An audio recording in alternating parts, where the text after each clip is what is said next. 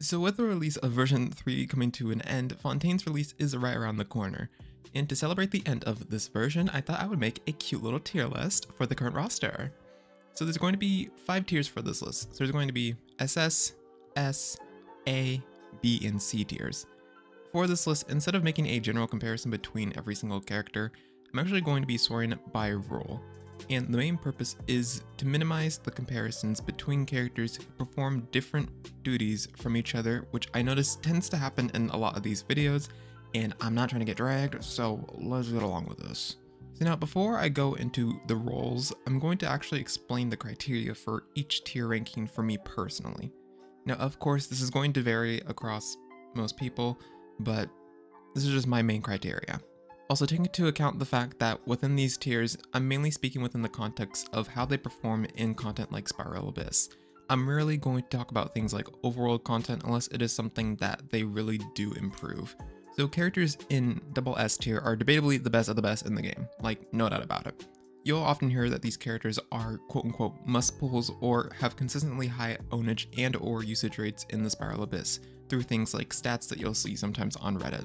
Now, S tier characters are both reliable and consistent.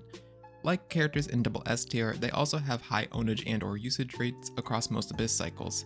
Although they aren't necessarily deemed as valuable, they'll still bring value to most accounts, especially ones that already have a decent handful of SS tier characters already. Now, A tier characters are generally good and viable in some metas.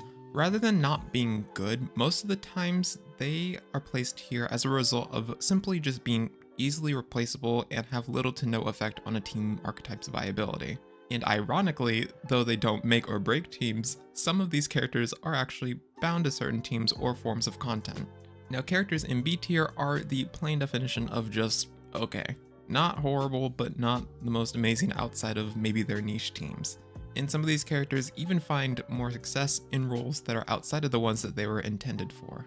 And then we have C tier. Pretty much anyone in this list is just not worth building unless you're either a diehard fan, a one-trick pony, or literally have no one else to build. Otherwise, seriously, don't even bother building with these characters. Alright, so now we got that criteria out the way, let's now get into the characters. So we're first going to start with the DPS characters. Now in SS tier, the only DPS character that I have listed as SS is Raiden Shogun.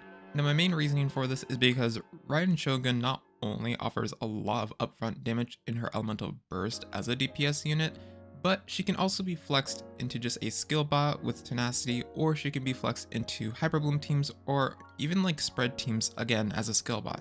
She overall has a decent amount of team flexibility, and even by herself, she brings up a lot of damage in the teams that she performs well in. And I think having her on any account really does make the account a lot better. So that is my primary reasoning for why I genuinely think she should be in SS tier. So now let's go into S tier. So in S tier, we have Ayaka, Alhaitham, and Hu Tao. Now these three I think are fair to be put in here in S tier. Ayaka is a really strong freeze DPS character, and although freeze is honestly really the only team she performs super well in, although she can be used in melt, but we already know how melt works in a lot of Abyss content. It's not cute, not fun most of the time. But anyways, Ayaka does really good in the role that she does, especially with her elemental burst. Really strong character and definitely worth it if you can get your hands on her. Alhaitham, although he is a Dendro main DPS character, he can actually be flexed because of the fact that he offers on-field Dendro application. So of course he can be used for his main DPS role in things like spread teams, but he can also be used in teams like Hyperbloom or even Virgin if you're able to use it well. And overall, even the damage that he offers by himself is actually quite a lot. So he definitely is a really good character. And then for Hu Tao, she's a very stable Pyro DPS character. I mean, she's pretty much the staple of what it is to be a Pyro DPS character. Offers a lot of upfront damage, works really well in the content that she performs well in, and is overall just a really strong unit who, if you get your hands on her, is definitely worth it. Now let's move on to the A tier. So for the DPS units in A tier, we have Ganyu, Tartaglia, Ayato, Ito, Wanderer, Eula, Zhao, Yoimiya, Teknari, Sino, Diluc, and Keqing. A lot of these characters within this tier are not necessarily super restricted, but rather they only really perform well in very specific team archetypes. So with Wanderer, for example, he performs really well in teams where he has at least Farazan and Bennett, And outside of those teams, although he brings something because he's an animal unit and can swirl, it's not really the best and there's just better options, which automatically puts a character like him in the A tier. And then the rest of these characters fit more into the category of them being good characters, but they can be replaced or aren't necessarily deemed necessary to have on an account. So now let's move on to the B tier. Alright, and now for characters in the B tier, we have Heijo, Klee, Yanfei, Ningguang, Noelle, and Razor. Now, a lot of these characters, again, are just okay, and they do decent in the niches that they are played in. Like Klee, for example, her best team, Monopyro, relatively niche team because it's not really a team that you run super frequently, but with her, it can work. Yanfei is an example of a character who actually doesn't necessarily perform her role that amazingly as a DPS unit. Well, it's not like bad, it's not great, and oftentimes you'll even see people opting to use her more as like a shielder, especially if they have her at C4 or higher. But overall, if you just have these DPS units and you have nobody else on your account, then I mean, they can do their job decently well. It's just that, of course, they're not the best option, and there's just way better options that you can choose from literally anyone that are above up here. And then in C tier, honestly, the only one that I have listed in here is Xinyan. Xinyan is just Xinyan. I seriously don't think I even need to explain it. Ironically, I actually think she would be a pretty decent unit if her scaling wasn't so split between all of her abilities to the point where it's confusing to figure out how to actually properly build her. Because she has physical damage bonus, especially when she's scaling with constellations, but then she also has defense scaling, but then she also has the shield, but then she also has damage application. It's just a mess. Alright, so this is all the DPSs covered, so now let's go on to the sub-DPS units. So in double S tier, the ones I have listed are Nahida and Xingqiu.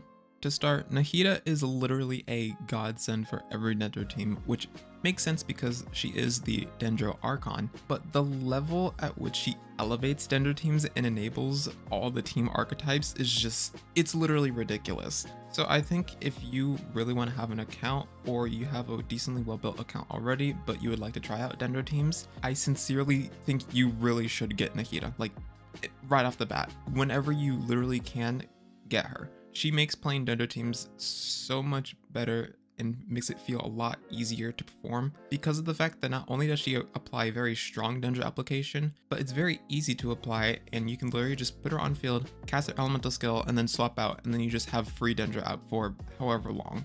And then on top of that, not only does she provide off-field application, but she can be used as a driver, and she offers a decent amount of damage by herself through her elemental skill. Like, you'd be surprised, the damage that thing does is like a lot. And then for Xingqiu, he's just a very staple Hydro character. I mean, you can't go wrong with using Xingqiu in any team that needs Hydro application. And especially with the addition of Dendro teams, this honestly just solidified his spot in double S tier like even more. Because especially in Bloom-based teams outside of like strictly Bloom teams, and even then you could still justify using Xingqiu if you really wanted to. In other Bloom-based teams like Hyper Bloom and Burgeon, he's just almost a necessity, to be honest. Like, his application is just really good for those teams. And alongside Nahida, if you have both of these on your account, then running these teams is just, it's pretty much just super easy at that point. And you can literally build bare minimum units for your other two units and it'll still work well. So now let's go on to the S tier, which has Yelan, Fischl, and Jiangling. So right off the bat, I can already see some question marks with why Jiangling is only an S tier and not double S tier. And I understand her power level. I think my main reasoning for putting her in S tier isn't necessarily the fact that she isn't as strong, it's just the fact of her reliance on Bennett to be successful. Without Bennett, she doesn't really have the ability to do too much, especially the fact that she requires a lot of energy to have her burst up every rotation. And when you don't have a character like Bennett who you can just easily swap into proc some extra particles to funnel for her, it becomes a lot more difficult to actually take advantage of what she has to offer.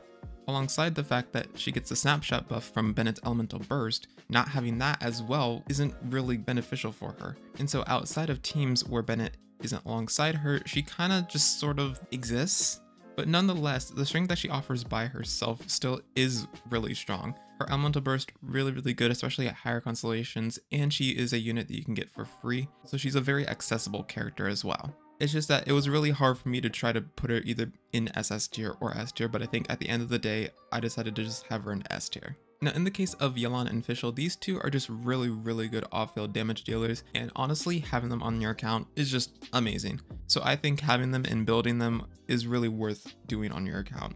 And especially in Yelan's case, if you have Zincho and Yelan, you can even run some single target teams where you use both of them at the same time. It offers a lot of Hydra damage and it's really good. So now let's move on to the A tier for sub-DPS characters. So in this tier we have Yamiko, Beidou, Albedo, Rosaria, Kaya, and Mona. Now these characters overall are actually pretty good and not bad to use. It's just that, well, for one, a decent amount of them suffer from the fact that they just have units that are better than them in the teams that they perform in, or in most cases they're just second choice options and just not worth building all the time on most accounts. However, what they have to offer by themselves is actually pretty decent, especially Yamiko. Yamiko offers a lot, not only in a team with, say, like Red and Shogun, but alongside the fact that she can now be used in Quicken teams, or if you really want to, you can even use it as a Hyperbloom on-field trigger. So overall, these characters are good, just the main thing is that they're just not always a priority pick. So now let's move on to the B tier. So in this tier, we have Dendro Traveler, Kale, Lisa, and Chunghyun. Now, Dendro Traveler and Kale, while they did their duty in just being available to learn how to use Dendro reactions early on in version 3, but with the release of Nahida and even a unit like Baiju and even Yao Yao, their Dendro application just lacks in comparison to those units, and plus they don't offer as many buffs or pieces of utility compared to said units. So overall, they're okay selections if you literally have no other Dendro option, but outside of that, they're just not really worth your time. Lisa is okay, but she mainly suffers from having better options and also because she's low-key kind of clunky to play and not that fun to use in a lot of teams. Although you can swap her into something like a hyper carry team for an example. And then Chunghyun is just Chunghyun. I mean, he just has a lot of better options in the teams that he's frequently used in. And then in C tier, literally is every other form of Traveler. Geo Traveler, Electro Traveler, Animo Traveler, you name it. Not that great. It's good for the early game, and if you just lack the amount of units you need to clear certain forms of content, but outside of that, it's just whatever. Alright, so that's the sub-DPS units done, so now let's get on to the support characters. So for double S tier, I have Bennett, Kazuha, and Kokomi. Now Kazuha's buffs are it's just too good to pass on, in my opinion. And he's also another unit where if you have the opportunity to get him, I would seriously get him. Kokomi is a similar case. She is a very good Hydro healer, and on top of that, she provides a decent amount of Hydro off-field application through her elemental skill. Now, alongside that, you can also opt to use her as an on-field driver, which me personally, I like playing that style of her, especially in teams like, say, Taser, Sukokomon, or even Bloom teams where she's full EM. She also has a lot of team flexibility, especially in the case of the fact that she's just a Hydro unit, so being Hydro innately makes characters somewhat flexible in what they can do. But what she has to offer is just really good for almost any form of content. And then in Bennett's case, especially if you have him at C1 where the HP threshold thing is just no longer capped, he's just a really good healer, provides attack buffs, he's just really good.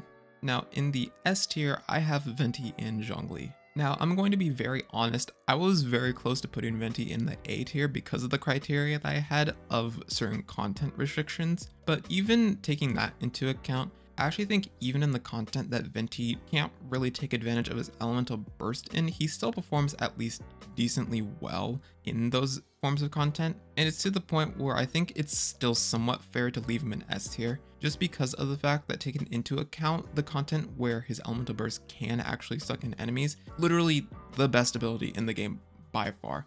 It's so good, and I just feel like if I put him in A tier, it just wouldn't give the credit where it's due. Like, I'm just gonna be so honest. And in Zhongli's case, he's just a very stable character. That's Zhongli's main point, even in terms of his pull value, is just the amount of stability he gives in gameplay. And alongside Kokomi, he's one of those units where the game is essentially put on easy mode for most accounts, where you can literally just swap in with him, flop on a shield, and then you basically just go ham. And you don't have to worry about things like getting interrupted or anything like that. However, I will say that it can be somewhat argued that he is like a low S tier or even potentially a high A tier character in the near future, because a lot of recent content has enemies that either apply a lot of elemental attacks that shreds his shield easily, or has effects that completely ignore his shield, like the Husk's HP drain, for example.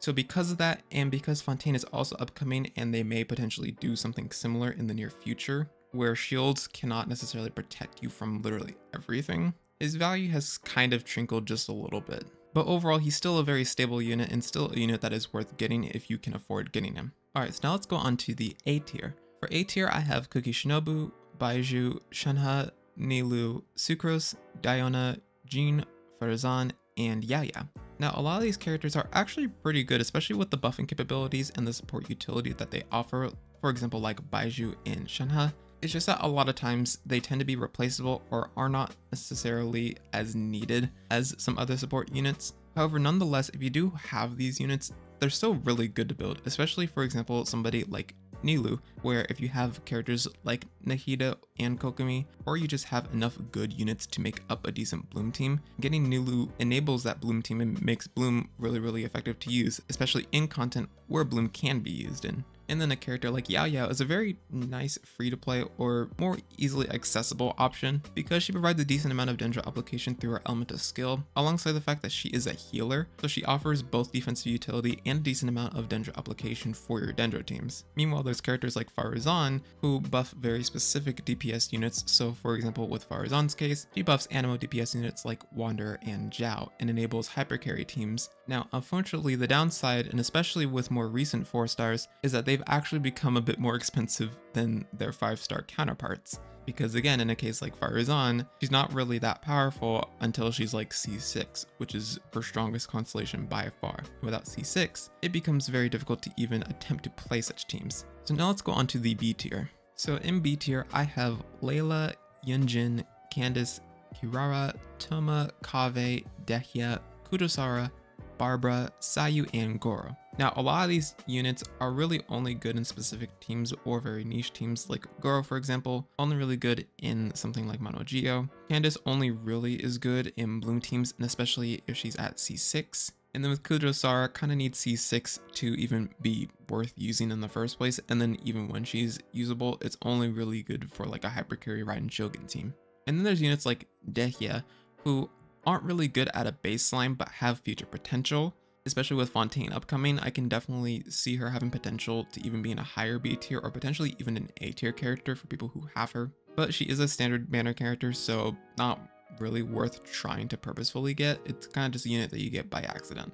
And then in C tier, we have Mika, Dori, Amber, and Chi-Chi. Now, literally every single one of these units is just literally don't even bother. And the reason why I consider Amber more as a support rather than a sub-DPS unit in a lot of cases is because most of the time she's usually only really used in things like showcases with her elemental burst or with things like Elegy of the End. And yeah, she's not usually used, at least from my experience of watching people use Amber, for the case of her damage output. Now, Mika had the potential to be like A tier, to be honest. If I'm gonna be so honest, he had potential to be like up here, especially with what he had to offer for physical damage carries like Yola. But then his kit kind of was underwhelming and didn't actually provide the buffs that characters like Yola needed to actually do better. And he ended up just being somewhat lackluster. So yeah, it's unfortunate. Oh yeah, I almost forgot Aloy. We need to give her her own little cute little tier. We're gonna call this Horizon advertisement. All right, there we go. She gets her own cute little Horizon advertisement tier list right here. All right, and this pretty much makes up the tier list though. So if you guys did enjoy it, then be sure to leave a like and subscribe for more Genshin Impact content. And until the next video, bye-bye.